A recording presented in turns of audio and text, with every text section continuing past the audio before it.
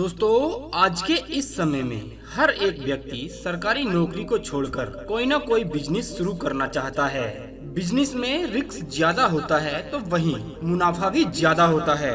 किसी भी बिजनेस को शुरू करना और उसी ही बिजनेस को सफल बनाना, ये दोनों अलग अलग बातें हैं। बिजनेस शुरू करना तो आसान होता है, लेकिन उससे पैसा कमाना बहुत ही कठिन होता है। बहुत से लोग खुशी खुशी पैसे इन्वेस्ट करके बिजनेस शुरू तो कर लेते हैं, लेकिन वो उसे लंबे समय तक चला नहीं पाते हैं और इसी कारण उन्हें भारी नुकसान का सामना करना पड़ता है। बिजनेस चलाने के लिए और एक सफल बिजनेसमैन बनने के लिए हमें बहुत मेहनत की जरूरत होती है और सही मार्केटिंग की जरूरत होती है। दोस्तों, ऐसी क्या चीजें होती हैं जो हमें हमेशा ध्यान रखनी चाहिए ताकि हमारा बिजनेस ठीक प्रकार चल सके। दोस्तों, आज हम जानेंगे कि किन किन गलतियों की वजह से हमारा बिजनेस लॉस में चला जाता है। एक सफल और ब्रांडेड बिजनेसमैन कैसे बने। दोस्तों, ये कहानी शुरू होती है एक गांव से, जिस गांव में एक महेश नाम का व्यक्ति रहता था और उसके पास बड़े बड़े बहुत से खेत थे, जिनमें वो जी तोड़ मेहनत के दम पर खेती किया करता था। उसकी फसल हमेशा अच्छी होती और उस फसल को बाजार में बेचकर हमेशा अच्छा मुनाफा पाता। धीरे धीरे महेश उस गांव का सबसे धनी व्यक्ति बन गया। उसने खेती करने के लिए अपने पास कुछ मजदूर रख लिए, खेतों की जुताई करने के लिए ट्रैक्टर खरीद लिया। अपने घर में रहकर एक लग्जरी जिंदगी जीने लगा। महेश ने अपने खेतों का सारा काम दूसरे मजदूरों को सौंप दिया। खेतों में क्या हो रहा है, खेत में कौन सी फसल उग रही है, इन सभी बातों पर महेश ने ध्यान देना बंद कर दिया था। शुरुआत में तो सब कुछ ठीक रहा, मजदूरों ने काम भी अच्छा किया और ज्यादा मजदूर होने के कारण खेतों में काम जल्दी हो रहा था, फसल भी अच्छी हो रही थी। लेकिन कुछ समय बीत जाने के बाद उन्हीं मजदूरों ने अपनी मनमानी शुरू कर दी थी। वो ना खेतों में फसल टाइम पर लगाते और ना ही फसल को टाइम पर सिंचाई करते और ना ही खेतों की नलाई करते। और जब फसल खेत में कम होती तो वो महेश से ये कह देते थे कि खराब मौसम होने के कारण फसल कम हुई है। ये सभी चीजें ऐसे ही चलती रही और धीरे धीरे महेश के खेत बंजर होने लगे। महेश भी अक्सर यही सोचता कि मौसम खराब होने की वजह से अब खेती में कुछ नहीं बचा, लेकिन महेश अपने खेतों की तरफ जाता ही नहीं था। एक दिन अचानक उस गाँव में एक दूसरा व्यक्ति आया जिसका नाम भोला था। भोला को खेती करने के लिए कुछ जमीन चाहिए थी, तो गांव के एक व्यक्ति ने उसे महेश के बारे में बताया। भोला महेश के पास जाता है और उससे कहता है कि आपके कुछ खेत बंजर पड़े हैं, वो खेत आप मुझे दे दीजिए, मैं उसके बदले में आपको हर साल पैसे देता रहूंगा। अब महेश भोला की बात मान जाता है। खेतों से कुछ फायदा तो हो नहीं रहा था, उसने अपने 3 खेत भोला को दे दिए। भोला ने महेश के खेतों में फसल उगानी शुरू कर दी।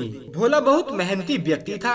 वो गांव के पास दूसरे गांव से मजदूर लाकर खेती करता था और खुद भी सारा दिन उनके साथ लगा रहता था। अपनी फसल का ध्यान सही से रखता था। समय पर फसल को पानी लगाना, दवाई लगाना, खाद लगाना, ये सभी काम वो खुद ही करता था। धीरे धीरे 3 साल बीत गए और भोला ने महेश के उन तीनों खेतों से बहुत सारा धन कमा लिया था। उसकी फसल हर साल अच्छी होती, वहीं दूसरी ओर महेश की फसल हर साल बेकार होती चली गई। यहाँ तक कि महेश पर लोगों का कर्ज भी बन गया। महेश के हालात इतने बिगड़ गए कि कर्ज चुकाने के लिए महेश को अपने खेतों को बेचने की नौबत आ गई थी। ये बात जब भोला को पता लगी तो वो महेश के पास आता है और वो उससे बोला कि आप मुझे खेती करने के लिए सारे खेत अपने मुझे दे दीजिए और उनके बदले जो पैसे मैं आपको दूंगा उनसे आप अपना कर्ज चुका देना। भोला ने कहा, पहले आपने मेरी मदद की, अब मैं आपकी मदद कर देता हूँ। भोला की यह बात सुनकर महेश बोला कि तुम्हारे पास इतना सारा पैसा कहाँ से आया और कैसे आया? तुम्हारे पास तो सिर्फ 3 खेत हैं जिनके तुम हर साल मुझे पैसे देते हो। अपने घर का खर्च भी चलाना होता है, खेतों में फसल भी अच्छी नहीं हो रही है, फिर इतना पैसा तुमने कहाँ से कमाया? भोला बोला, ये सभी पैसे मैंने आपके खेतों में से ही कमाए हैं। मैं खेतों में मजदूरों के साथ खुद काम करता था, अपनी फसल की निगरानी रखता था, समय समय पर फसल को बदलता करता भी रहता था। खाद पानी दवाई वो सब कुछ फसल को समय समय पर देता रहता था, जिसकी वजह से हमेशा मेरी फसल अच्छी होती रही और इसी वजह से मुझे हर बार मुनाफा हुआ। और वही दूसरी ओर आपने अपने खेतों में ही जाना छोड़ दिया। फसल खेत में कैसी हो रही है ये कभी आपने ध्यान ही नहीं दिया। ना कभी देखा कि आपके खेत में मजदूर कैसे काम कर रहे हैं और उन्होंने अपनी मनमानी चलाकर आपकी फसल और खेत साथ ही आपको भी बर्बाद कर दिया।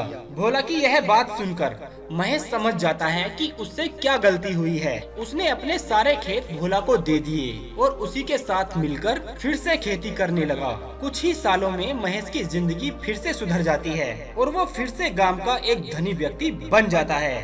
दोस्तों, हमें इस कहानी से यह सीख मिलती है कि हमें अपने काम की जिम्मेदारी स्वयं लेनी चाहिए। जब हम अपना काम दूसरों के भरोसे छोड़ देते हैं और उस पर ध्यान नहीं देते हैं तो हमारा नुकसान ही होता है। कई बार हम दूसरों के भरोसे अपना बिजनेस शुरू कर लेते हैं और सोचने लगते हैं कि सब कुछ अच्छा होगा। हम पार्टनरशिप में अपने दोस्त या फिर रिश्तेदार को ले लेते हैं और फिर उन्हीं के भरोसे सब कुछ छोड़ देते हैं। कई बार वही लोग हमें धोखा दे देते हैं, जिस कारण हमारा बिजनेस डूब जाता है और हम बर्बाद हो जाते हैं। दोस्तों, आप कभी ऐसी गलती ना करें। जब भी कोई आप अपना बिजनेस शुरू करें, सबसे पहले आपको उस बिजनेस के बारे में जानकारी होनी चाहिए, नॉलेज होनी चाहिए या फिर उसे सीख ले।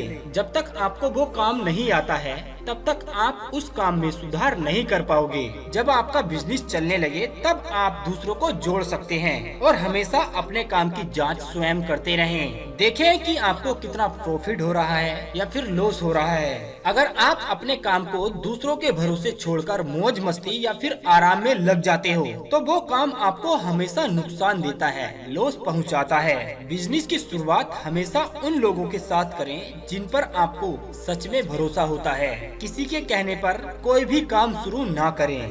काम या बिजनेस वही करें जिसकी आपको नॉलेज हो, जानकारी हो। उम्मीद करते हैं दोस्तों जानकारी आपको काफी पसंद आई होगी। अगर ऐसा है तो आप वीडियो को लाइक कर दें और शेयर कर दें, क्योंकि आपका लाइक शेयर ही हमारी मेहनत का फल होता है। फिर मिलेंगे दोस्तों एक और ऐसे ही वीडियो के साथ। तब तक के लिए आप अपना और अपनों का ध्यान रखिए और हमेशा मुस्कुराते रहिए।